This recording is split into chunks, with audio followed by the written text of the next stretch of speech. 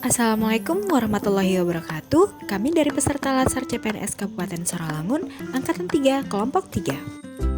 Saat ini, bahaya dan dampak narkoba semakin meresahkan. Jika dipakai dalam dosis yang berlebih, maka akan menyebabkan kecanduan. Penyalahgunaan ini mulainya karena si pemakai merasakan efek yang menenangkan. Dari sinilah muncul keinginan untuk terus menggunakan narkoba. Bahaya narkoba hingga menjadi kecanduan tersebut memang bisa disembuhkan, namun akan lebih baik jika berhenti menggunakan sesegera mungkin atau tidak memakai sama sekali. Definisi nabza. Nabza adalah kepanjangan dari narkotika, psikotropika, dan zat adiktif lainnya. Nabza adalah zat adiktif yang mempengaruhi kondisi kejiwaan atau psikologi seseorang seperti pikiran, perasaan, dan perilaku. Awalnya, adanya narkoba atau nabza di daerah Samaria pada tahun 2000 sebelum Masehi yang dulu dikenal dengan opium atau candu. Kemudian, pada tahun 1806, dokter yang bernama Friedrich Wilhelm Sertuner menemukan campuran bunga candu dengan amoniak. Nabza terdiri dari 3 bagian, narkotika, psikotropika, dan zat adiktif. Narkotika adalah zat atau obat yang berasal dari tanaman atau bukan baik sintetis maupun semi-sintetis yang dapat menyebabkan penurunan kesadaran, hilangnya rasa, mengurangi sampai menghilangkan rasa nyeri, dan dapat menimbulkan ketergantungan. Narkotika dapat dibedakan menjadi 3 golongan, yaitu golongan pertama hanya untuk pengembangan ilmu pengetahuan seperti heroin, kokain, dan ganja. Golongan kedua pilihan terakhir untuk terapi seperti morfin dan vetidin. Golongan ketiga sering untuk dilakukan dalam beberapa terapi dengan ketergantungan yang lebih ringan seperti kodein. Selanjutnya, psikotropika.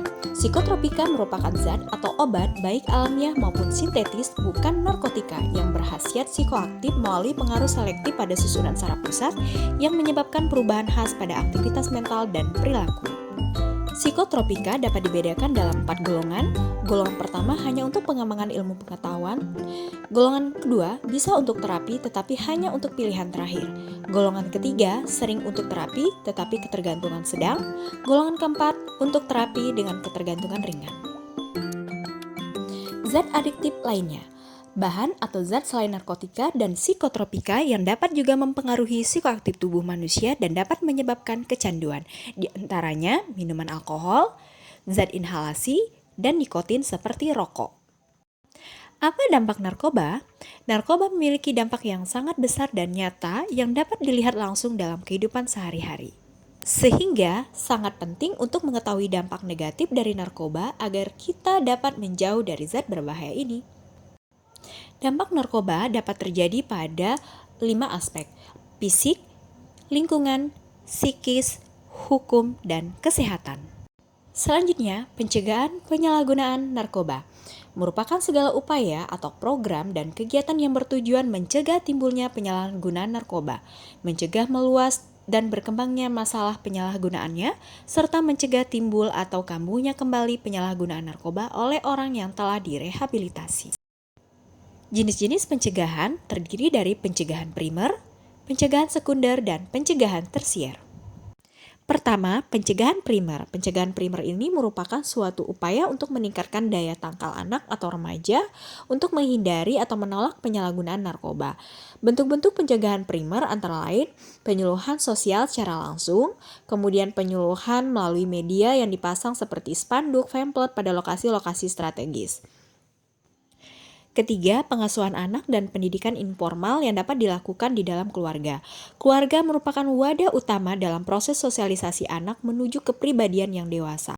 Keluarga yang sehat dan sejahtera merupakan benteng yang kokoh untuk mengatasi dan menanggulangi ancaman dan gangguan.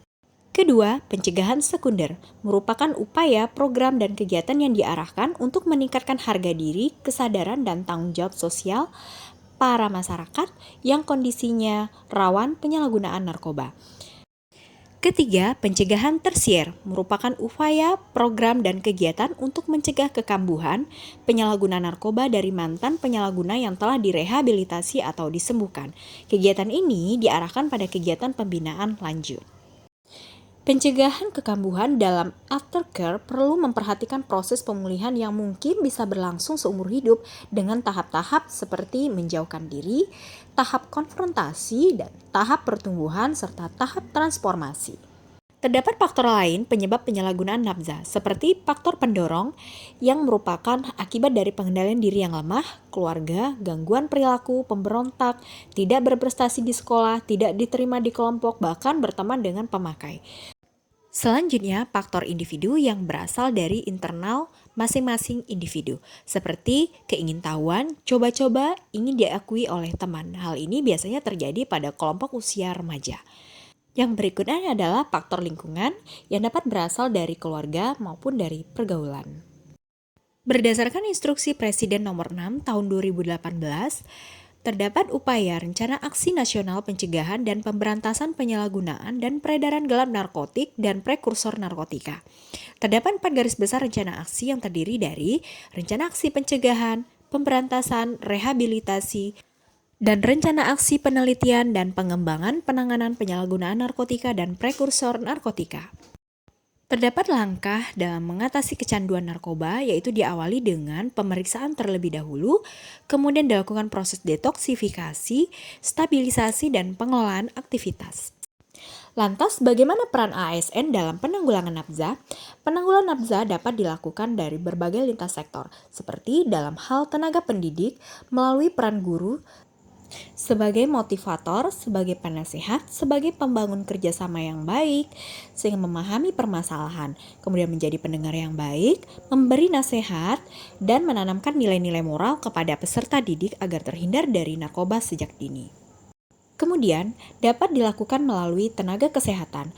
Peran tenaga kesehatan sangat penting, yaitu dengan melakukan penyuluhan, dan mensosialisasikan kepada masyarakat terkait dengan dampak dan upaya pencegahan penanggulangan nafza, serta menerapkan germas atau gerakan masyarakat hidup sehat. Demikian penjelasan isu-isu global terkait narkoba dari kelompok kami. Terima kasih. Wassalamualaikum warahmatullahi wabarakatuh.